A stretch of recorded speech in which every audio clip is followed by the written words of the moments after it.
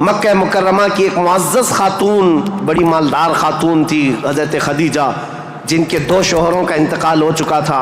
اب وہ کسی سے شادی کرنے کے موڈ میں کبھی نہیں تھی، لیکن وہ بڑی مالدار تھیں. انہوں نے اپنا مال تجارت کسی کو دے کر کے، انویسٹ کروا کر کے تجارت کرواتی تھیں. جب ان کو پتہ چلا محمد صلی اللہ علیہ وسلم بڑے امانت دار ہیں، بڑے ہی دیانت دار ہیں، تو اپنا مال ان کو دیا اور کہا کہ تم تجارت کرو اور نفع کما کر کے لے آؤ. رسول پاک صلی اللہ علیہ وسلم ان کا مال تجارت لے کر ملک شام گئے اور اتنا نفع ہوا اس مال میں. واپس جب آ رہے تھے تو حضرت خدیجہ کا ایک غلام میسرہ تھا. حضرت خدیجہ نے کہا تھا میسرہ تم ہمیشہ محمد پر نظر رکھنا، دیکھتے رہنا یہ کیسی کیسی تجارت کرتے ہیں، کتنا نفع کرتے ہیں. اسی لیے نہیں کہ خرد برد ہوگا، اس لیے کہ مدد کے طور پر. جب یہ قافلہ واپس مکہ آ رہا تھا، اب پھر ٹرننگ پوائنٹ ہے یہاں پر. حضرت خدیجہ اپنے گھر کے بالا خانے پر بیٹھ کر کے اپنا نفع شدہ قافلہ جو مکہ میں داخل ہو رہا ہے اس کو دیکھنے کے لیے بیٹھی ہوئی تھی. بڑا گھر تھا، بڑا محل تھا. جب وہ اوپر سے نظارہ کر رہی تھی، وہیں سے دیکھ کر کے وہ گرویدہ ہو گئی کہ اتنی دور سے دیکھ رہی تھی. قافلہ صاف نظر نہیں آ رہا تھا، لیکن چہرہ محمد سب سے زیادہ چمکتا ہوا نظر آ رہا تھا. حضرت خدیجہ کہتی ہے میں نے چاند کو بھی اتنا تیزی سے چمکتے نہیں دیکھا جس طرح ملک شام سے یہ لوٹتا ہوا قافلہ محمد کا چمکتا ہوا چہرہ لے کر آ رہا تھا.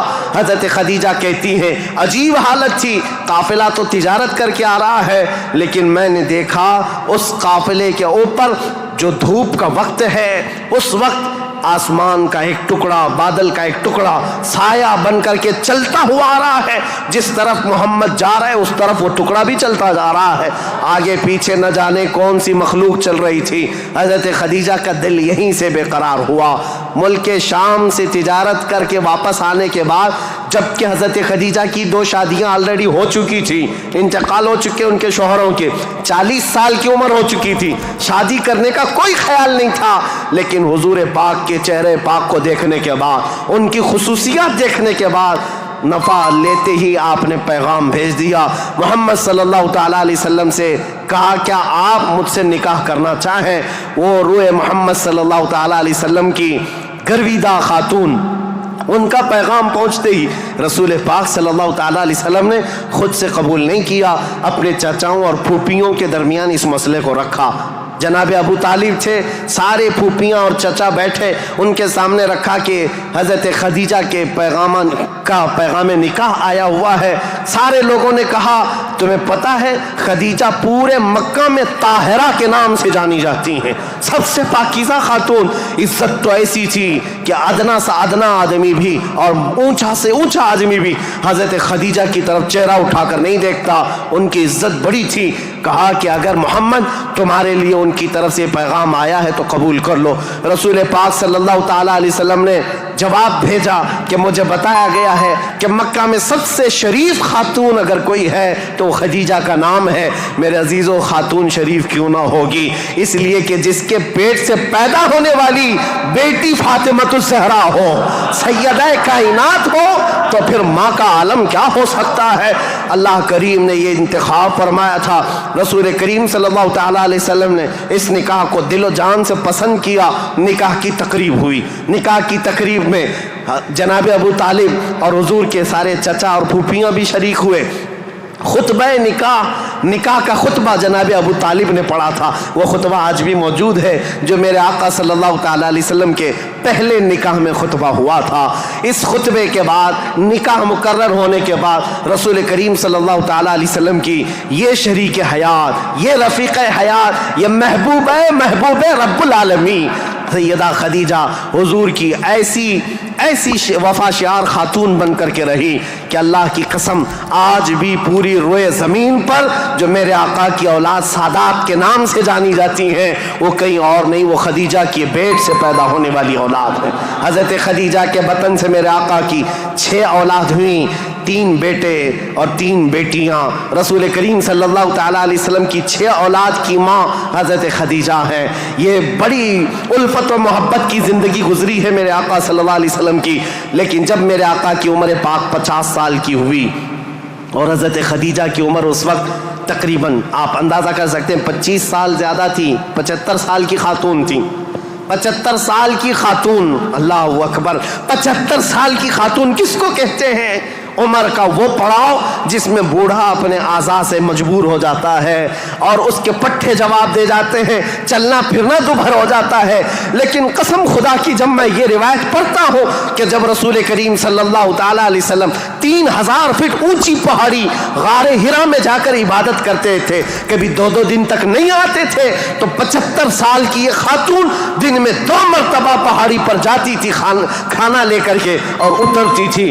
آج میں بتاؤں، ہم جیسوں کی جوانی میں 1 مرتبہ پہاڑ پر چڑھ کر کے آ جائیں، 8 دن تک پٹھے درد کرتے ہیں، پیر درد کرتے ہیں۔ میں سمجھ نہیں پاتا وہ خدیجۃ الکبریٰ کی وفا شعاری کو دن میں 2 مرتبہ اپنے نبی پاک اپنے رفیق حیات کے لیے اوپر جاتی تھی، نیچے آتی تھی۔ کبھی رسول اللہ پہاڑ سے اتر رہے ہوتے، حضرت خدیجہ گھر کے باہر آ کر کھڑی ہوتی، کڑی دھوپ ہوتی، سورج کی تمازت ہوتی، لوگ چلتے پھرتے کہتے خدیجہ اپنے شوہر کا انتظار کر رہی ہو؟ کہتی ہاں، میرے شوہر پہاڑ سے اتر رہے ہیں، غار ہرا سے آ رہے ہیں۔ اس وقت لوگ کہتے خدیجہ اندر چھاؤں میں بیٹھو، انتظار کرو، ان کے آنے میں کافی وقت ہے۔ خدیجہ کہتی میرا دل گوارا نہیں کرتا میرا شوہر دھوپ میں اتر رہا ہو اور ان کی عورت چھاؤں میں بیٹھی رہے، جب تک وہ دھوپ میں اترتے رہیں گے میں دھوپ میں کھڑی رہوں گی۔ یہ وفا شعاری ایسی تھی، آپ کو پتا ہے سب سے پہلی وہی قرآن کی جو غار ہرا میں آئی ہے، جبرائیل امین لے کر کے آئے ہیں۔ اسلام کی تاریخ میں اگر یہ نہ بتائیں تو ابتدا ہی نہ ہوگی، کیونکہ رسول اللہ صلی اللہ تعالیٰ علیہ وسلم جب 40 سال کی عمر میں تھے، غار ہرا میں جا کر عبادت کرتے، جبرائیل امین آئے قرآن کی آیتیں لے کر اور حضور سے کہا اقرا، حضور نے کہا ما انا بقاری، میں نہیں پڑھوں گا۔ وہ کہتے تھے پڑھو، حضور کہتے میں نہیں پڑھوں گا، سینے سے سینہ لگا کر دبوچتے تھے۔ 3 مرتبہ ہوا، 4تھی مرتبہ کہا اقرا بسم ربک الذی خلق، پڑھو اس رب کے نام سے جس نے پیدا کیا ہے۔ رسول محترم صلی اللہ تعالیٰ علیہ وسلم نے پڑھنا شروع کیا، اور پھر آیتیں سب سے پہلے جو آئی ہیں، اسلام کی ابتدا نور الہی کا ظہور ہے، نور الہی کا نزول ہے، اللہ کا کلام اتر رہا ہے پہاڑ پر، پہاڑ کی چوٹیوں پر، جس کو آج بھی جبل نور کہا جاتا ہے، نور کی پہاڑی، جہاں نور اترا، نور کا پہاڑ ہے، اور کس پر اترا؟ جس پر اترا وہ نور علی نور ہے۔ قرآن کی آیتیں آئیں، اقرأ بسم ربک الذی خلق، خلق الانسان من علق، اقرأ وربک الاکرم الذی علم بالقلم، علم الانسان ما لم يعلم۔ یہ 5 آیتیں دے کر جبرائیل امین چلے گئے۔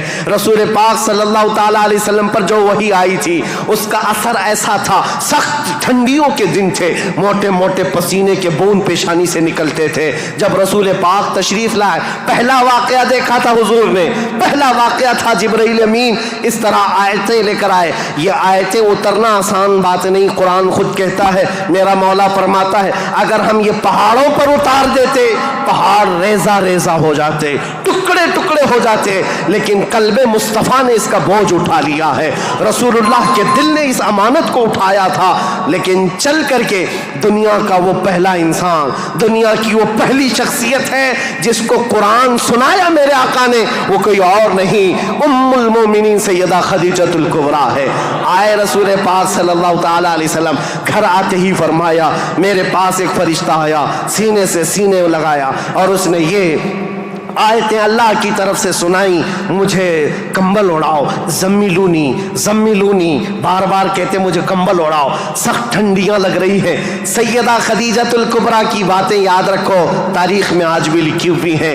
ڈھارس بندھانے والی، تسلی دینے والی، حوصلہ دینے والی خاتون ہو تو زندگی کمال کی ہے۔ عزیزان گرامی کہتی ہیں اے محمد عربی صلی اللہ تعالیٰ علیہ وسلم، اے اللہ کے رسول، آپ یتیموں کا بوجھ اٹھاتے ہیں، آپ بیواؤں کی مدد کرتے ہیں، آپ کمزوروں کا ہاتھ پکڑتے ہیں، آپ کے ساتھ کبھی برا ہو ہی نہیں سکتا، یہ جو اترا ہے وہ آپ کی بھلائی کے لیے ہے۔ ان قریب آپ دیکھیں گے زمین و آسمان کی ساری چیزیں اللہ تعالیٰ آپ کے لیے مسخر فرما دے گا۔ یہ خدیجۃ الکبریٰ رضی اللہ تعالیٰ عنہ کی حوصلہ افزائیاں تھی۔ یہاں سے میرے آقا صلی اللہ تعالیٰ علیہ وسلم پھر مکہ تشریف لائے، اور آپ کو پتہ ہے سب سے پہلے مکہ مکرمہ میں اب تاریخ اسلام کی شروعات ہے، تاریخ اسلام کی شروعات ہے۔ اسلام کی تاریخ سے پہلے میں نے اتنا بیک گراؤنڈ بتا دیا، تاریخ بتا دی، حالات بتا دیے، سیاسی حالات، مذہبی حالات، اخلاقی حالات۔ اب جو شروعات ہوئی وہ کہاں سے؟ غار حرا سے شروعات ہوئی، اور اس کے بعد سب سے پہلے گھر آئے میرے آقا، اور سب سے پہلا مسلمان جو اسلام میں داخل ہوتا ہے وہ کوئی اور نہیں، ام المومنین خدیجۃ الکبریٰ، گھر والی سب سے پہلے اسلام میں داخل ہوئی ہیں۔ روایتوں کی تطبیق کے اعتبار سے الگ الگ مفسرین محدثین نے بیان کیے، سب سے پہلے اسلام لانے والوں میں صدیق اکبر بھی ہیں، مولا کائنات بھی ہیں، اور حضرت خدیجہ بھی ہیں، حضرت زید بھی ہیں، حضرت بلال بھی ہیں۔ سب کی کیٹیگری کے حساب سے ان کو اول درجے میں رکھا گیا۔ عورتوں میں سب سے پہلے حضرت خدیجہ، بچوں میں مولا کائنات۔ بہرحال سب سے پہلا جو اسلام شروع ہو رہا ہے وہ حضرت خدیجہ خود کے گھر سے رسول اللہ نے شروع فرمایا، اور اس کے بعد پھر مکہ والوں کو جمع فرمایا۔